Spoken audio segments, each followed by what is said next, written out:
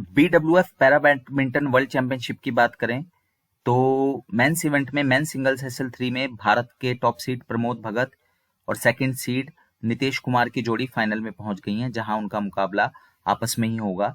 तो गोल्ड और सिल्वर यहां पर भारत का पक्का है। मेंस SL4 की बात करें तो कोई भी भारतीय जो है वो फाइनल में नहीं पहुंच पाया है। सेकंड सीड सुकांत कदम सेमीफाइनल में बाहर हो गए हैं इंडोनेशियाई खिलाड़ी से पराजित होकर।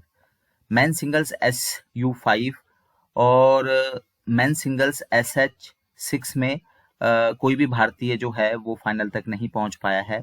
बात करते हैं मेंस डबल्स WH1 WH2 की, तो यहाँ पर जो भारतीय जोड़ी है वो क्वार्टर फाइनल में ही पराजित हो गई थी।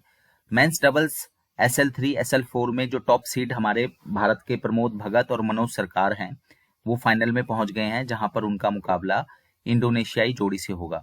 मेंस डबल्स SU5 में दो भारतीय जोड़ी सेमीफाइनल में थी, लेकिन दोनों ही पराजित हो गई। सेकंड सीड चिराग बरेठा और राजकुमार की जोड़ी को टॉप सीड इंडोनेशियाई जोड़ी ने हराया, जबकि हार्दिक मक्कड़ और रुचित रघुपति की जोड़ी को मलेशियाई जोड़ी ने पराजित किया।